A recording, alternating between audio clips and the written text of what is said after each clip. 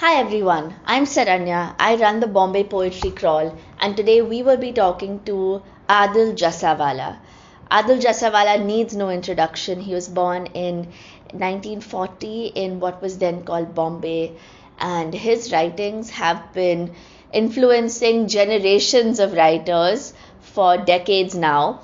And I have been fortunate enough to speak to him about his latest collection of essays, which is called the Diamond Encrusted Rat Trap, a book that, an anthology actually, that just came out on the 10th of April this year, published by Speaking Tiger, edited by Jerry Pinto. It's always a pleasure to talk to Adil, and I consider him a, a very dear friend of mine and someone with whom I always have the most enriching conversations. So, this one is for you guys to enjoy. Um, so Adil, about the diamond encrusted rat trap, my first question is what led to this book being published and why now? Well, I have published in different papers and have written for news agencies uh, over decades. And 3 or 4 decades ago, I thought that maybe I should start thinking of collecting these pieces uh, under certain, uh, what's the word for it? Uh, and with something in common between them, not to have something that is much too random, Yes. or to have something that is just chronologically ordered. And uh, I did send some pieces to a publisher, and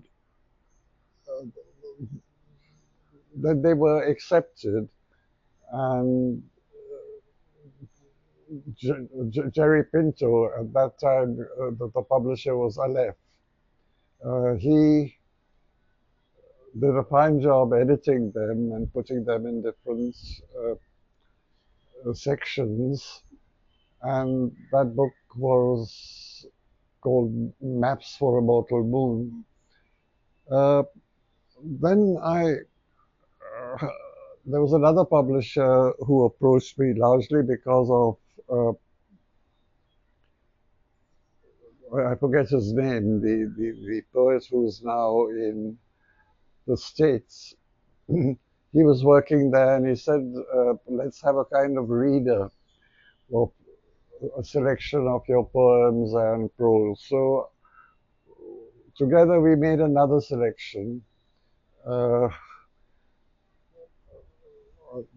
called I Dreamt a Horse from the Sky.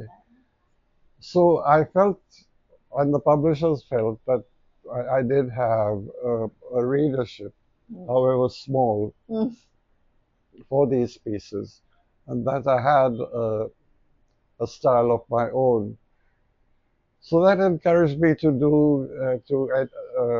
bring together yes another volume for Poetry Wala. And then I thought, there's travel writing. Yeah. So I've got all these things together, and that's how this book came about, basically. Yeah. Uh, the publishers themselves had to do a fair amount of work because uh, I'm not adept at doing things online, and Word doc, etc. So we had to scan the clippings and so on there, and that's the book you have in your hand. Uh, that bug of wanting to have more such writing published is still there. Yeah. But because there's a fair amount left, but I don't know how much energy I want to spend on that now. Yeah. Because a recent book that came out of yours came out by you before this was Body of Evidence that Red River published, Yes, which is also prose. yes. Do you think that did you were you thinking about this book while working on that one? Hard to say, quite possibly. Uh, but there's a third book that uh, Red River has, and that's my writing on religion. Mm. Um, and that will take a long time before it's out because once again, the publisher has to find someone to scan Yeah. all the clippings, and uh, he already has a schedule. So I've called it Offerings, and it may be out by the end of the year, but I'm not very sure. So I think yes, the Offerings and the book you have in your hand now, I thought of simultaneously, making these different selections. That's really interesting because this particular book, the tagline "Writings from Bombay," it immediately locates the reader in a certain place. Was that intentional? Was that? Uh, my idea, I didn't really want to bring Bombay into it. Mm, Uh, I think my original subtitle was A City and Its Nature, mm, uh, a kind of double meaning of nature. The city's nature, as you see, there are quite a few uh, pieces there which deal with my battle with nature, yes. the gardens of earthly frustration, The etc. angry parrots and Yes, all that. So yes, and but I think from the publisher's point of view, uh, naming the city Bombay uh, is more attractive. mm, I think it's that basically. yeah. Do you think it's also because of the much loved phrase that people love to say, the Bombay poets and all of that? Yes, it's the thing.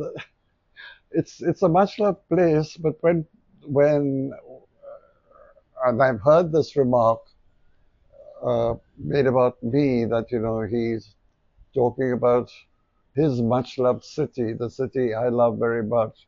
I'm not sure that I do. Yeah, It's something. yeah, It's really really hard living in Bombay, it is. and if it's hard for me, consider the hardship for so many others. This is not a complaint. It's just something that I feel, and I've always felt this, that when someone comes up with something nice and positive, like I love New York with that heart, or I love Bombay, uh, I'm not against it. That's fine. We need that kind of assurance. We Yeah, need that kind of feeling about the place we're living in. But it's surely we know this is temporary. yes, It's a temporary feeling. yes. And speaking of temporary, just the idea, the way that time plays out in this collection was really fascinating to me because if I might be wrong, but from what I could tell, some of the earliest pieces go back to 1983 and some of the latest to 2003.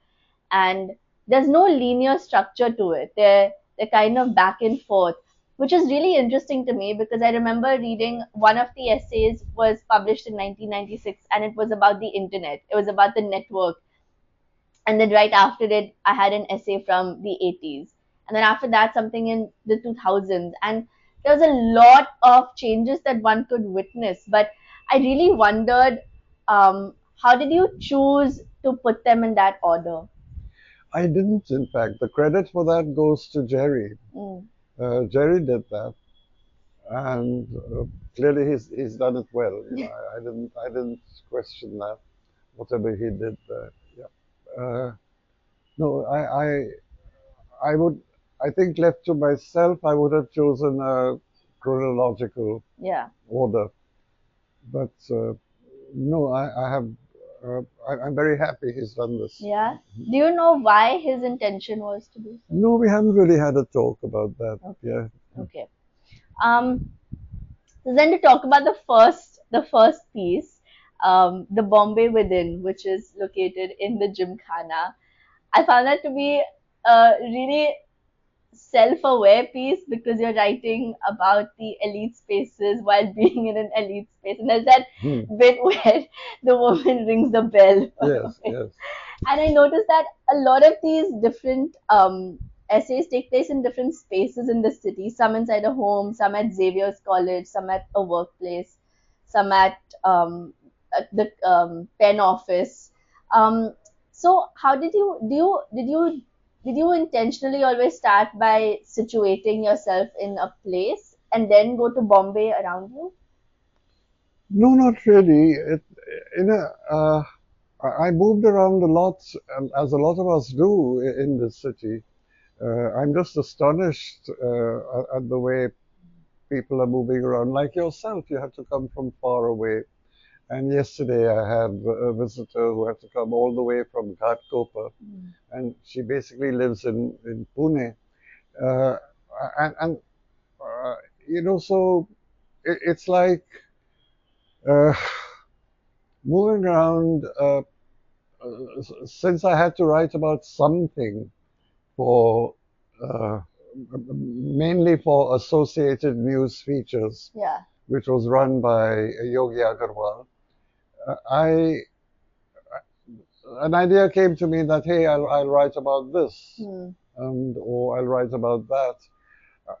I I don't think the piece you mentioned it wasn't written for Yogi. I must have been working at the Times at that time. Uh, I can tell you the it's year it came out. if it's 1990 something.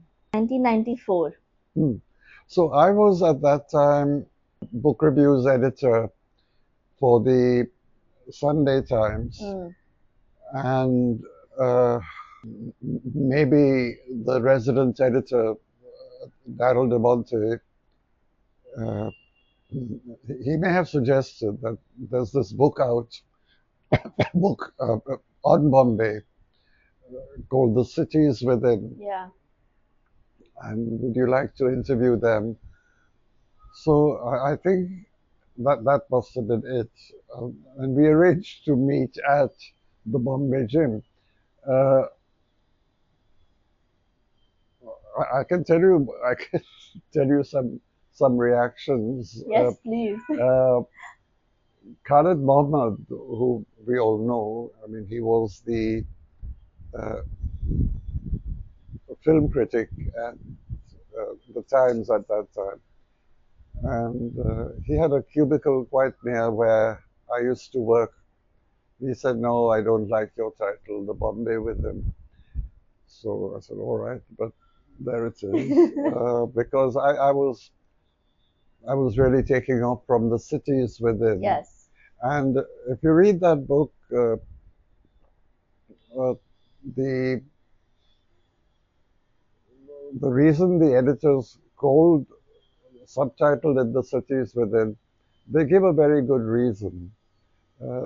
I think they say they wanted to call it the precincts, as New York has its precincts, but it didn't seem right in the Indian context. Yeah. And from their point of view, each of these areas of Bombay had an architecture of its own. Yes. And that was being destroyed in front of their eyes, Yes. basically. Uh, the second reaction was from, uh, I suppose, the management of the Bombay Gym, saying, you know, you should perhaps say something because it doesn't show our club in a very good light. Not to me, this was addressed to the editor. So As a letter. not as a letter, I think someone must have phoned him. So he was rather amused and he said, I've got this reaction. I said, but I just reported what was happening. Yeah. Everyone knew that there was a strike at Bombay Gym. There was a go slow. Yeah. We are not rubbing salt into their wounds at all.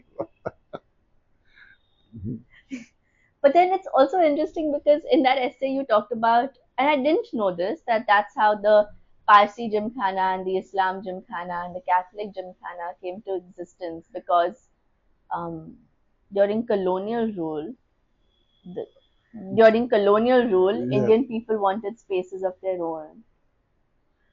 Uh, do I say that? I've forgotten. Yeah, but I think I'm that's what I read. yes. This is perfectly possible. Ah, Yes. yes. Since the first gymkhanas were for Europeans only, Bombay's different communities decided to set up Okay. Yeah. gymkhanas of their Yeah. own along European lines, though. Yes. That's right. Yeah. Um, I had to say then another essay that really stayed with me was Rituals in the Dark. And I think it's because I just had to read it so many times.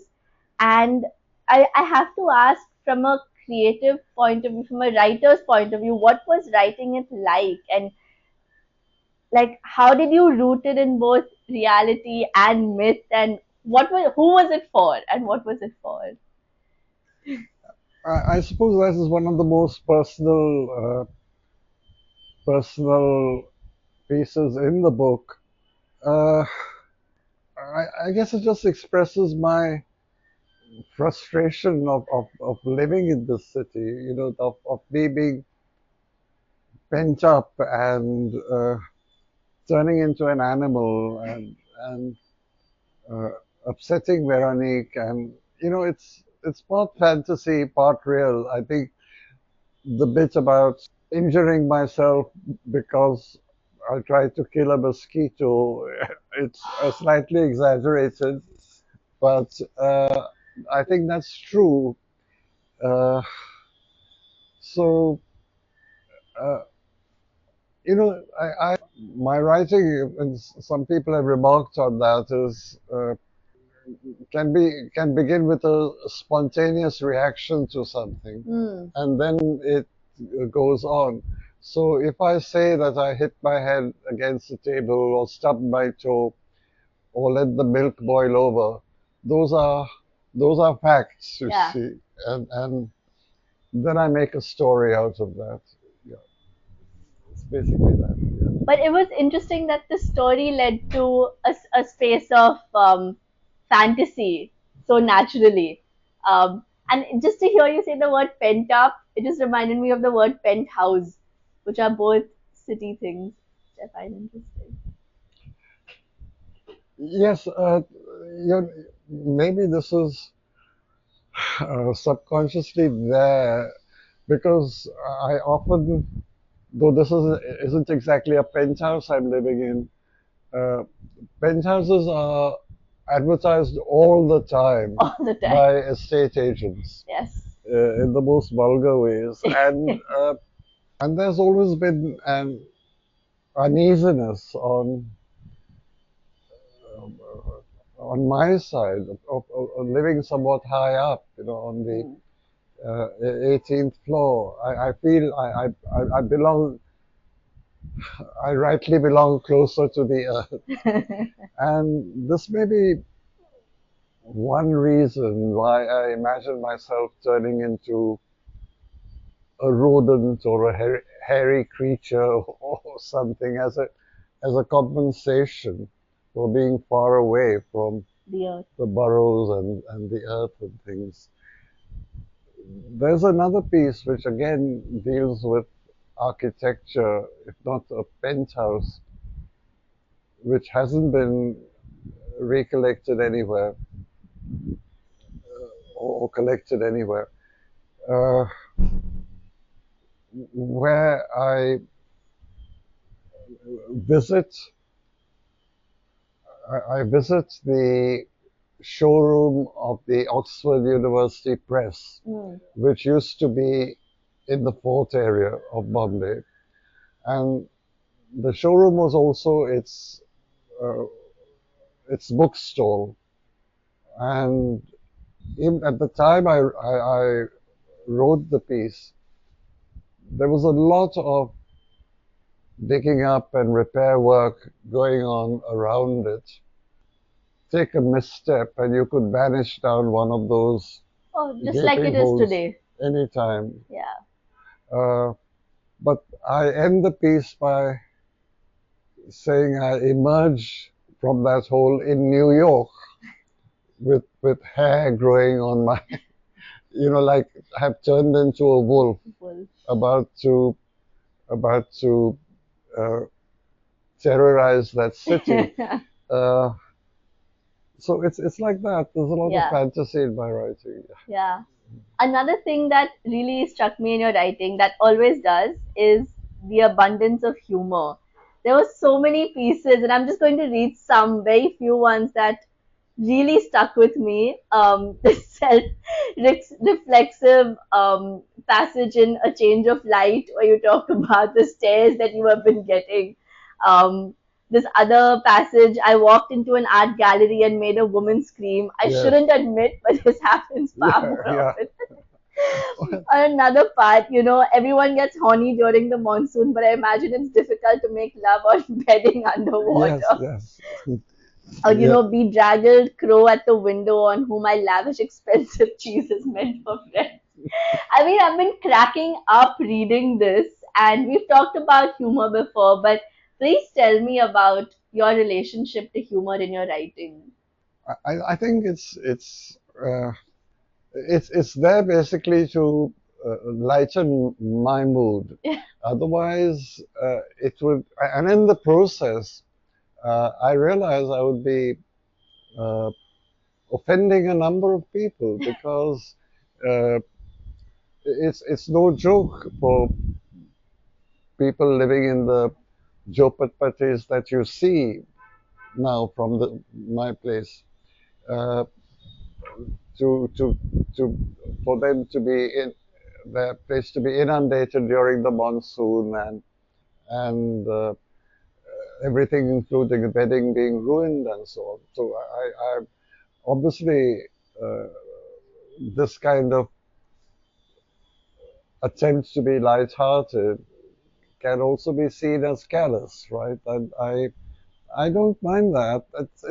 I don't mind that because I know I'm open to these charges just by living in the place that I'm living in. Yeah. Uh, I would be talked about in a certain way.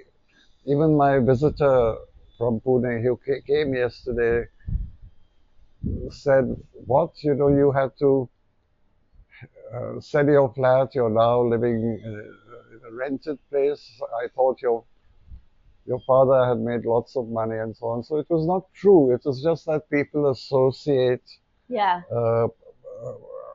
an area with posh living, and which is not untrue of the New Cuff Parade, but obviously there are thousands of exceptions. Why did I get into this? Yes, I think you might have read a piece which sums up my unease best. The 18th Floor's Blues. That is in, again, an anthology Jerry and Naresh Yes. Fernandez edited. Bombay Meri Jam. Yeah. Yeah. So that has always been there. Yeah. This feeling of sort of wanting to be down there where people are talking on the bench Yeah. and not up here. Yeah. But it's also the fact that I think this particular piece, it was published in 1995, and the fact, sorry, not 1995, in 1993, and the fact that it's still much relevant.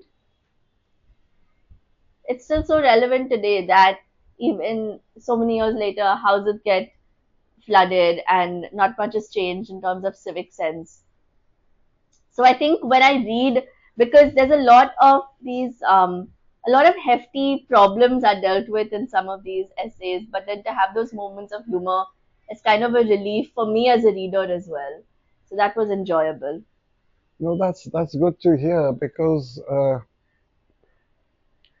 the heavy duty stuff, uh, and which continues to be heavy knowledge for me, is I mean, 1993, 94 is also the time when Bombay went through these ghastly riots. Yeah, and the bomb blasts. And the later on the invasion um, uh, from from close by in Colaba, Yeah. Copperate. So those matters I've tried to deal with in my verse, in my poems. Yes, I think I'm repeating myself. I think this humor is really self-defensive, Yeah. and if it works for others, well and good. But then speaking about 1993, my next question was on O City City, which was published in 1993. And, it has a lot of brilliant lines about the state of the city with the bomb blasts and the riots. And it was really spine chilling to read it, honestly. But the fact that it starts with theater. It starts with a Marathi version of King Lear being performed. Could you tell me about that choice of doing that and then segueing into the city and the trauma of what people have gone through? Well, it's the second time in this particular selection that, uh, well, let's say that King Lear haunts this selection for the second time, isn't it? There is another piece. I Yes. wrote the editorial. I was invited to write it, where I bring in uh, Lear. Uh, I imagine that it's the play continues to affect me. Uh, in, I mean, the way I read it is that it's maybe I'm completely wrong. That it's not essentially to do with uh, ungrateful and vicious children and a generation gap. That it's a play where a ruler is has to face extreme humility and humiliation on the heat. Yeah. And I'm not sure if he really does go mad. It's just that for the very first time he sees the extremely deprived of his time, the shacks that we see, in fact, basically. Yeah. It is that. This is Yeah. not changed in the way that our rulers. Uh, I mean, I'm not being sanctimonious, and I'm not attacking our rulers. I'm saying that we do live in a kind of luxury, which is unimaginable Yeah. for uh, other people. I think it's important for Lear to realize that before he dies, and it's important for the audience to realize that before the play ends. I'm not sure if the Russian Lear uh, ends with a desolated city being reconstructed like a new life coming in. That may be the end of the Russian Hamlet. I may be confusing the two.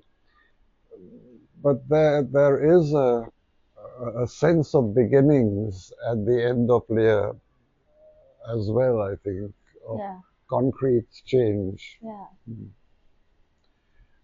I don't know if that answers your question, but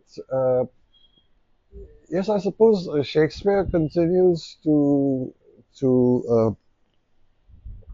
some of Shakespeare continues to affect me because until 2 years ago, I saw more and more relevance in the tempest Yeah. and have written certain things springing from that feeling of its relevance. So yes, it's just Saranya that things are in such a flux Yeah. that what is important today ceases to be important tomorrow, Yeah. almost like that. Yeah. But what you said particularly about the destruction of a city, in the same in the same piece you write, if you rabbit on about the city's power of recovery and its seemingly indestructible spirit, you ignore the millions who have never recovered and the millions whose spirit the city has destroyed, Hmm.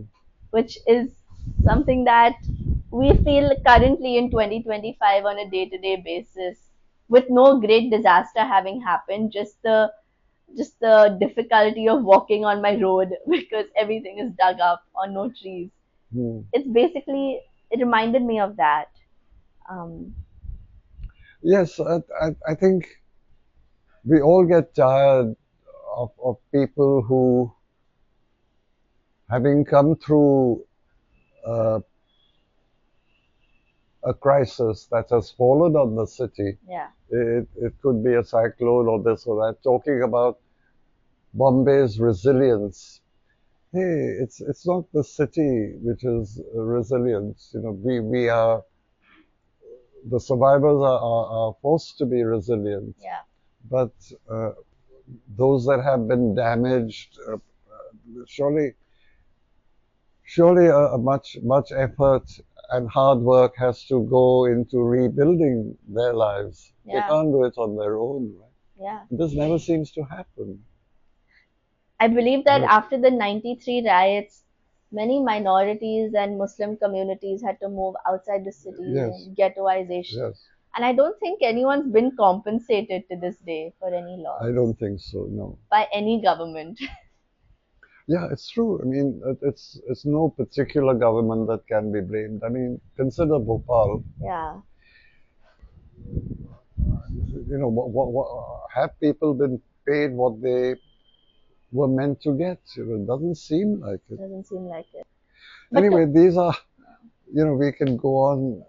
Uh, the reason humor comes into it is because there's also a heaviness about, when sets in when people repeat the same things. Isn't that so? yeah, especially So if it's topical and it's in the news everywhere. that's right. I mean, Yeah. right now we can't get away from Gaza and uh, Trump tariffs and so on. What a time. Mm. But then to move to a more particular, a specific place in one of your Bombays that you write about, in a place to which I sometimes go, the All India Pen Office. I'm just so curious, what was the pen office like? What was it like being inside there, and what kept it running for so many years? Uh, well, I can't describe it in more detail than I already have. There were these two rooms, Yeah. and normally you met Nissim in the first room, unless he was being interviewed, where there was the second room where he had a desk. But uh, the pen library, such as it was, with its glass-fronted uh, cupboards uh, and magazines, some from International Pen being piled up on a desk. Uh, that was what it was like. Um, And if we were meeting, or I was meeting Nissim in the front room, there would be visitors who would just come in and yeah. go out, etc. I don't think there's very much more. I'm not sure how many literary discussions uh, happened at the pen office. if there were discussions, they were at question time after a poetry reading. But the poetry readings didn't take place below. The pen readings took place on the first or second floor, where Madame Blavatsky's photograph presided. Oh, wow. But I think the poetry circle had its readings on the ground floor place, which I mentioned that Jerry Pinto is there. Yes. Yeah. I'm just so fascinated about this place that I've read about that used to be in the city and that isn't there now. There is one event which stands out. I don't know what's happening to my voice. Would you like some water? Which I didn't mention. There was no reason to mention it, but the Israeli poet Adil was in town, and for some reason, Dom Morez, who was supposed to monitor a reading, didn't want to or couldn't make it, and he asked me to do that. And I think this reading was organized by a Jewish society in Bombay. I've forgotten its name. Right. And it was, the room was packed, you know, people were standing at the back. Yeah. But it was good to be part of that, and he fielded questions, and there was no huge controversy about Israel at that time. Right. I forget the year when he came to Bombay, but maybe there's a place where you could I'll look it up. Yeah. But then speaking about poetry, I also wanted to ask you about how, maybe this is me reading too much into it, but I found quite a bit of poetics in your prose. Maybe it's because I look for it, or maybe it's because I was introduced to you through your poetry first. But just some instances were, broods of Bombayites that breed, so that alliteration, or those who say I'm wrong are right, or box within a box, above box, out of box, inside box. Oh. So I'm just really curious. Do you feel like there is poetry in your prose as well? Do you think the two are connected? Yeah. I know I would have had to work on that term for a long time. So I don't mean to eliminate the lines, but so these using the lines in prose, maybe unconsciously, maybe a way of writing a line of verse, or it may be just that. Yeah. That the two disciplines are not that separate in my writing. At the same time, I'd hate for someone to say that he writes poetic prose, because that poetic prose is like you're striving for effect in some way. Gimmicky. Yes, I can't give examples of that. What's called poetic prose is, to my taste, over-descriptive or sort of purple prose. Yeah. It becomes full of adjectives and too flowery or too much. Yeah. I may be completely wrong. It's just a question of taste, Maybe. But it also reminded me of how in your collection of poems, Shorelines, you have that one poem, Castaway City, which is not written in a traditional verse form. It's 3 paragraphs, one could say. So again, that reminded me of that. Just again, maybe we don't have to, like you said, put a label on everything. But which is the poem in Shorelines? Castaway City. Ah, yes, yeah. Sometimes someone will offer. Yes. I think those Castaway City and uh, there are two poems on evolution, Yes. one and two. Yes. All those were not exactly part of one, but because the first poem in Shorelines is a number of short poems, Yes. but they are part of that. It's like there was a nucleus and it broke up. Oh, yeah. Otherwise, I could have gone on in that way in the first poem Yeah. and included the one I'm talking about, Yeah. Mm.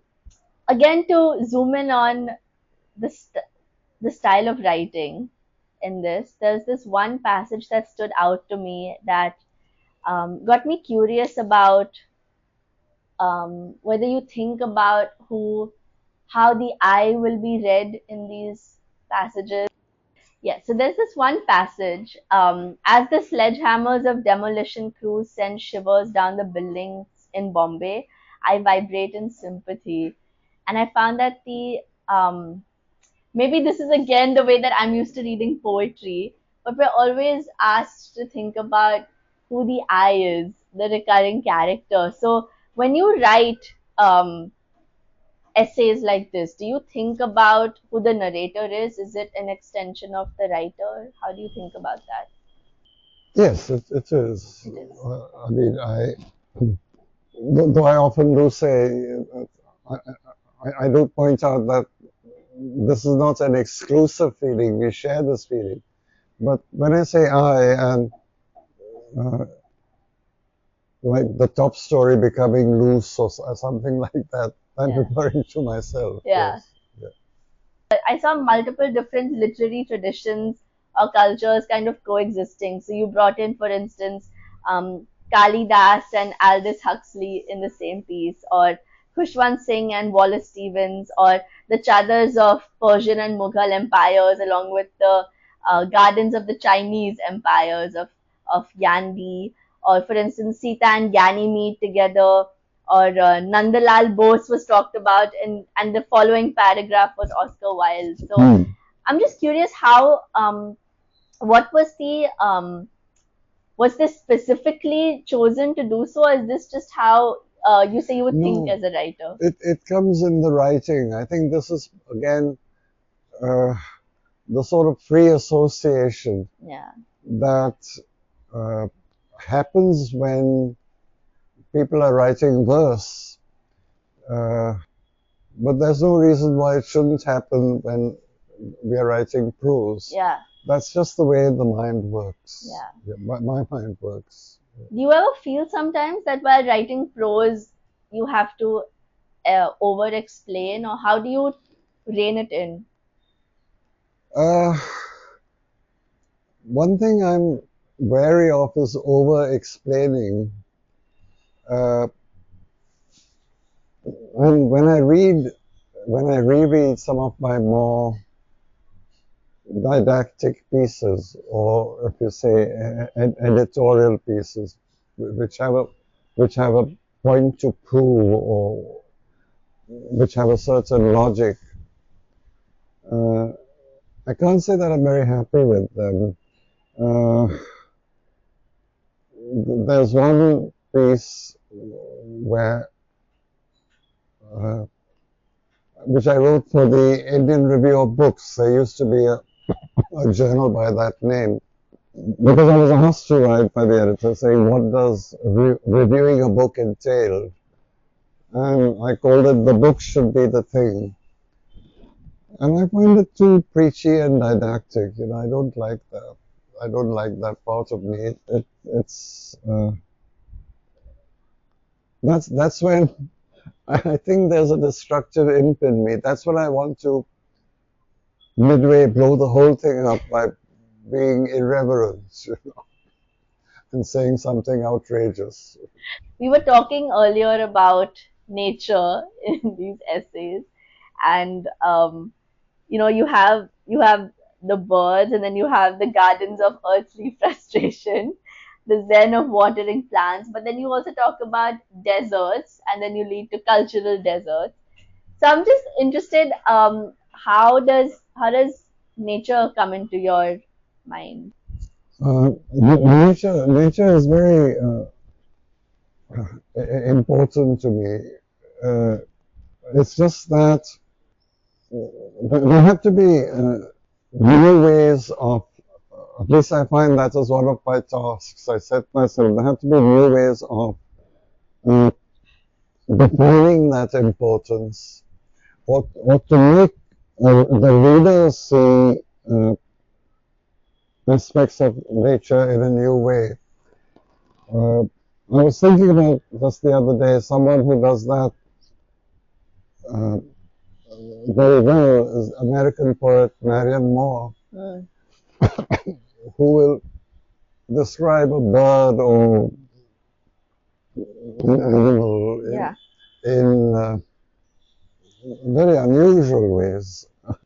After a while, you may feel that, okay, this is limited, but then every work of art or poem is limited in a way. She doesn't want to sing nature's praises. If that's what you want, then don't go to her. Yeah. You know, but she does something else. Yeah. So it's just that because I feel nature is important to me. I wish I had had more sort of like Wordsworthian experiences of learning from it, Yeah. which I haven't. That's part of my frustration. Yeah. At the same time, I can't stand the. I'm tempted to mention names, but I won't because much of the writing going on now is full of it about people being one with the cosmos.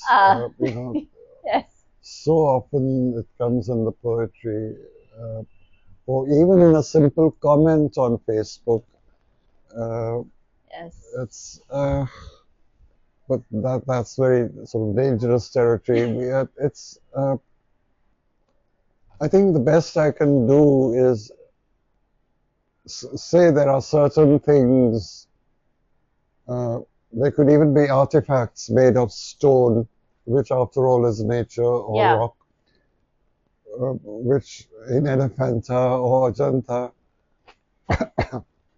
which I don't understand, and Yeah. leave it at that. Yeah. You know, like my poem Picnic. Picnic as the odd three-headed Yeah, god. you know, these are schoolboys who are not necessarily deep into our respective religious traditions. Yeah.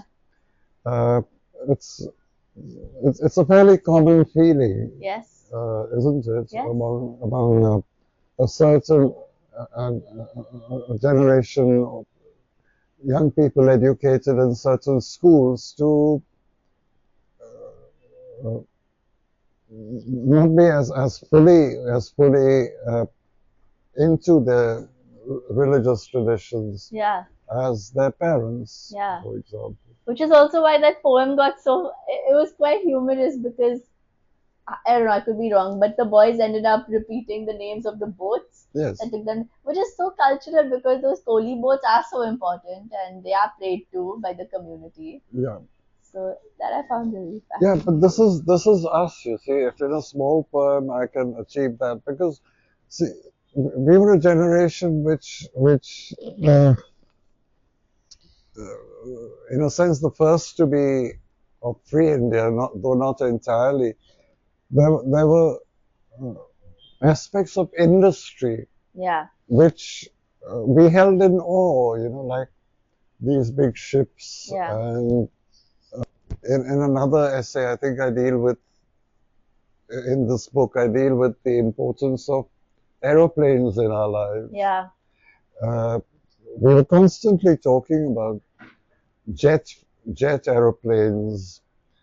We were used to propeller-driven planes, and then there's this jet, so we could go reach a certain place so very fast, Yeah. and then there's a sound barrier. All that was very fascinating, and we would talk about that more, I think, than about our religious beliefs, which we kept to ourselves. Yeah. Mm. I just have one more Yeah. question, actually, which is the different characters that are in this book. There are liftmen and carom board players, and oh, by the way, I went to one of the Ramzan gullies where it happens in Bhindi Bazaar, and I photographed some people playing carom till 4 o'clock in the morning, and it was absolutely wonderful. I was very invested in their game. But you have Didn't, carom. Sorry. yeah, didn't I comment on that? Oh, did you? I think On Facebook? on Facebook I'll or have a look. yeah, or I sent you a private comment, something about Carom Board City. Yeah. I'll I have, saw that Carom Board. Yeah. but that's the first thing I thought of when I read Carom Board Yeah. City. And then you have these Gokulashtami pot breakers, drummers, and sewage workers, and parrots, and property sharks, and of course the Diamond Encrusted Rat Trap. And what do we make of all these characters and the city that they form in your writing? And yeah, that's my question.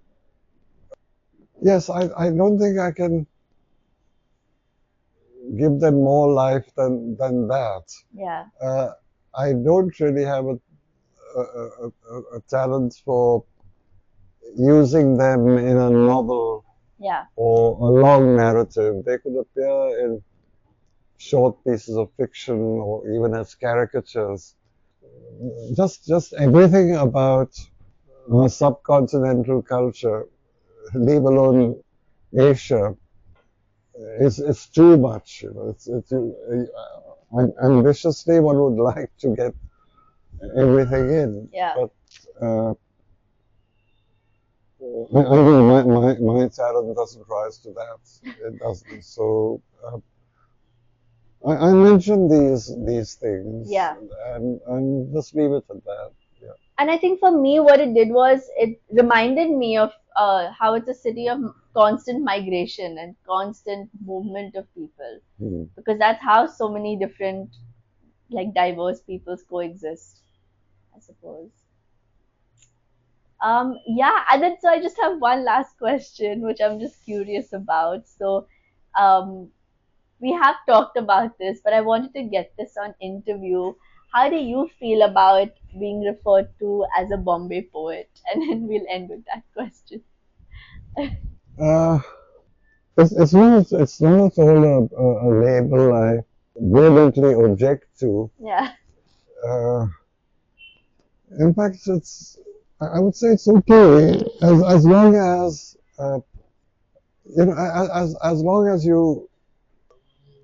as long as scholars or readers, let's just say readers, realize that this one's a Bombay poet and that one and that one and that one, and they're all different. As long as you readers don't think that we are a movement yeah, or that we specialize in a certain kind of superciliousness yeah, or specialize in a certain kind of ignorance. Because as you know, especially if you're writing in English, it's complicated by the fact that Bombay poet who happens to write in Marathi or Gujarati or Hindi would say, oh, वो तो अंग्रेज वाला है, that he is yeah, an English uh, who specializes in irony, and this is not true at all. Uh, we all, if those poets if poets in different languages were all in this room at a certain time, and we were not being interviewed, we'd be affected and talk about the same things. same thing. Whether it was the dreadful ride on the road, whether, of course, the weather, we'd be talking about what we are seeing on what's it, this film streaming thing I always forget. Netflix? Netflix, etc. We'd be talking about the same things. Yeah. You're absolutely right. And With that, I want to conclude this interview. Thank you so much for talking to me about your writings, the way that you went about putting together this collection of essays. It's fantastic. I highly recommend everybody go and pick up a copy of the Diamond Encrusted Rat Trap. Thank you for this, Adil. Thank you for the conversation, as always.